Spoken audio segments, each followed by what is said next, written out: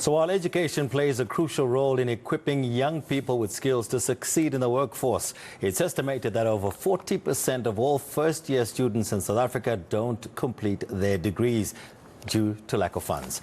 Advocacy group Youth Capital has launched a national survey to quantify the true cost of the mismanagement of NSFAS on young South Africans. For more on this, I'm joined now by Fentse Malatji from Youth Capital. Fentse, thank you so much for joining me this afternoon. So you've launched the survey. What are you aiming to achieve with this?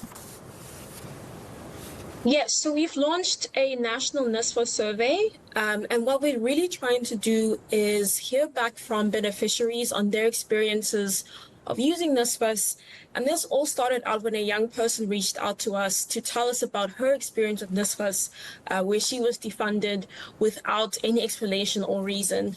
She was then sent in circles from one department to the next without any solution. So what we're really trying to do is look at the role of NSFAS within the context of South Africa, where the unemployment rate is so high, with 1 in 2 or nearly 1 in 2 young people being unemployed. We know that NSFAS plays a huge role in ensuring that young people have degrees. There's a lot of research that shows that if you have a post-school qualification, the likelihood of you finding a job increases. So we really want to hear back from the people who have been part of NSFAS and hold them accountable to what they say they're going to do. Okay, any responses? Can we glean anything, get anything from some of the responses as of yet? Yes, so we released it about a week ago, and we've already received quite a few responses. And what stands out is, the lack of communication from NSFAS, the lack of understanding around the status of one's funding. Either it is pending or you're defunded on a whim. And it's really hard to get in contact with them to really understand where you stand as a student. And this is adding extra strain to students who are already, breadwinners in their families. Sometimes these students are the first people in their family to go to university. So there's a lot of pressure on young people to do well in school. And then the other pressure of getting your account bill, saying that you owe fees when you thought you were funded by NSFAS, is incredibly daunting, and it's really impacted a lot of young people's mental health. Maybe just explain to our viewers the part, some of the funding that some of the students actually require from NSFAS. It's not just the school fees, is it? I mean, we're talking about it's just food, it's also accommodation and so forth.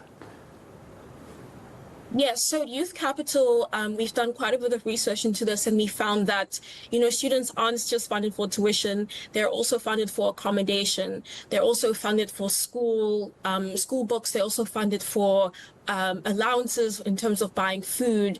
So NSFAS really provides the support for students, and without that, especially with young people growing up in homes with no employed adults, without that it is nearly impossible for students to complete their tertiary education.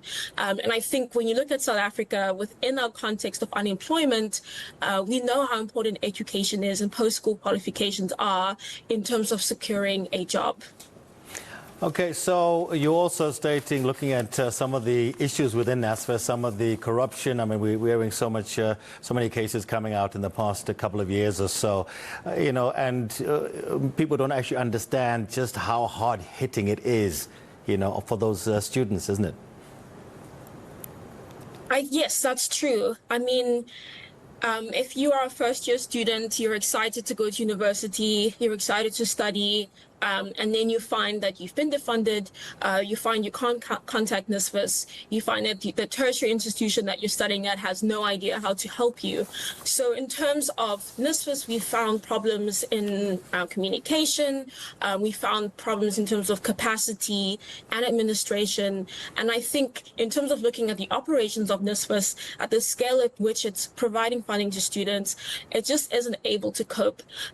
Recently this year, NSFAS was placed under administration, and the board was dissolved due to mismanagement of funds and corruption. And we're really hoping that with the new Minister of Higher Education, as well as new department, that they really buckle down on these issues and that they listen to the experiences of young people and respond to it in an adequate and efficient manner to ensure that nobody experiences what some of the people who've reached out to us have experienced. And just to say that if you have been funded by NSFAS, or if you are on NSFAS at any point, you can also complete the survey. We're truly honored to hear from you, and we're willing to listen to you. You can find our survey on youthcapital.co.za or our social media at youthcapitalsa to share your experience. Is the ministry listening to you? Have you engaged with them at all? So we actually are having a conversation today to talk about the cost of NSFAS in the lives of young people.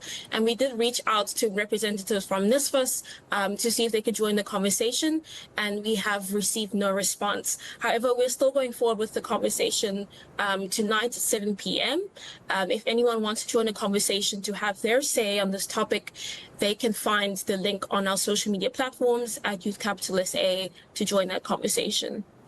Okay, so we're seeing 40% dropping out within the first year, and the biggest reason can be financial reasons, but also, I mean, we've got preparedness academically. We've got other reasons, don't we?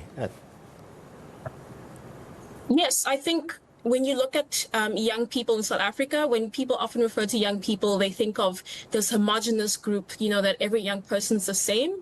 As I mentioned earlier, young people are growing up in homes with no employed adults. They're growing up in homes where they don't have social connections or the connections they need to find opportunity in education. And then they're also coming from different areas where they aren't really used to the culture on a university campus. So when we look at a young person, we need to consider holistic support, and this is what we really do at Youth Capital. We understand that something like unemployment, which is deeply linked to education, is systemic, and we need to see and make sure that young people have every level of support that they need to ensure that they are able to complete tertiary education and be absorbed into the labor market.